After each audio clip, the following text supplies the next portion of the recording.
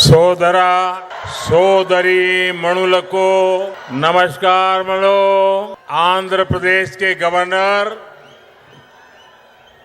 S Abdul Nazeer जी, यहां के लोकप्रिय और कर्मठ मुख्यमंत्री श्री चंद्रबाबू नायडू जी, केंद्रीय मंत्री के राम मोहन नायडू जी, चंद्रशेखर पम्मसानी जी, भूपति राजू श्रीनिवास वर्मा जी, उप मुख्यमंत्री पवन कल्याण जी, राज्य सरकार में मंत्री नारा लोकेश जी, अन्य सभी मंत्रीगण, BJP state president PVN Madhav ji, सभी सांसद, विधायकगण और विशाल संख्या में हमें आशीर्वाद देने के लिए आए हुए बहनों और भाइयों, आंध्र प्रदेश गवर्नर एस अब्दुल नजीर गारी की लोकप्रिय मुख्यमंत्री। सबसे पहले मैं अहोबिलम के भगवान नरसिंह स्वामी और महानंदी के श्री महानंदीश्वर स्वामी को प्रणाम करता हूं। मंत्रालय के गुरु श्री राघवेंद्र स्वामी से भी हम सभी के लिए आशीर्वाद मांगता हूं।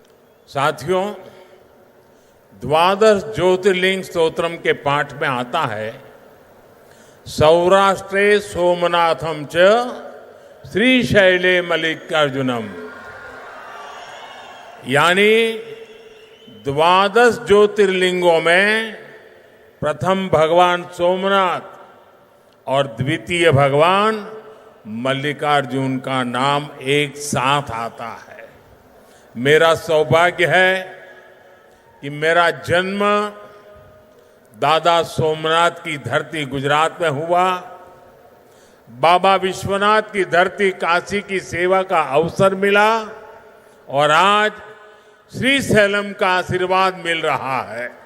साथियों, श्रीशैलम में दर्शन के बाद मुझे शिवाजी स्फूर्ति केंद्र जाकर उन्हें श्रद्धांजलि अर्पित करने का अवसर मिला।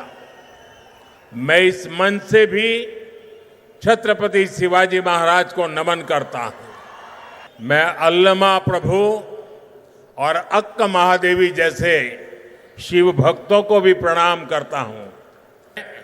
श्री उయ్యాలవాడ नरसिम्हा रेड्डी गारू और हरि सर्वोत्तम राव जैसे महान स्वतंत्र सेनानियों को श्रद्धापूर्वक नमन करता हूं। साथियों, हमारा आंध्र प्रदेश स्वाभिमान और संस्कृति की धरती है और साथ ही साइंस और इनोवेशन का सेंटर भी है। यहां अनेक संभावनाएं भी है और युवाओं का अनंत सामर्थ्य भी है। मित्रुलारा, आंध्र को अगर जरूरत थी तो सही विजन और सही नेतृत्व की जरूरत थी। आज चंद्रबाबू नायडू गारू और पवन कल्याण गारू के रूप में आंध्र के पास वो विजनरी लीडरशिप भी है और केंद्र सरकार का पूरा सहयोग भी है। साथियों, पिछले 16 महीनों में आंध्र प्रदेश में विकास की गाड़ी तेज गति से दौड़ रही है। डबल इंजन की सरकार में अभूतपूर्व प्रगति हो रही है।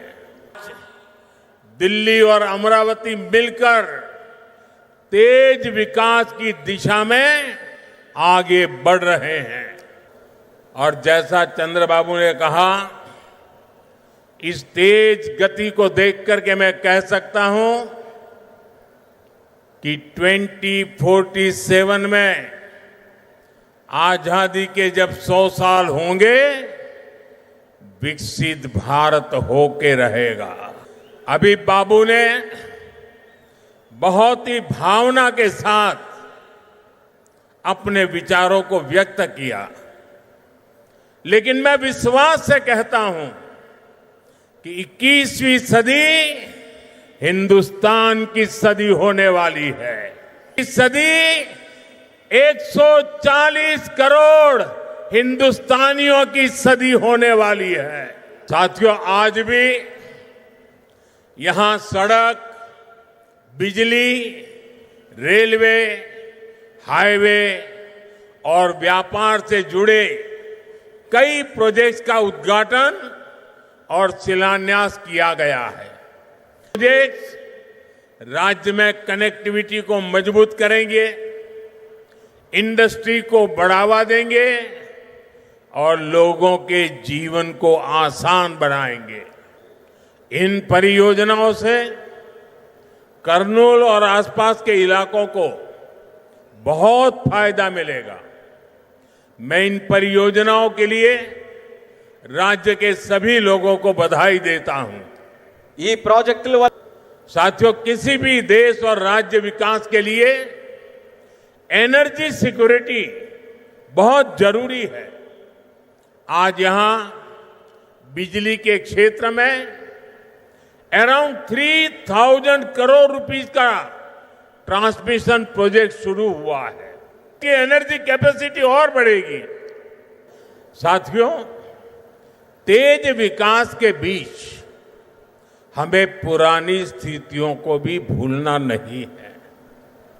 11 साल पहले जब केंद्र में कांग्रेस सरकार थी, तब प्रति व्यक्ति इलेक्ट्रिसिटी की खपत औसतन 1000 यूनिट से भी कम थी।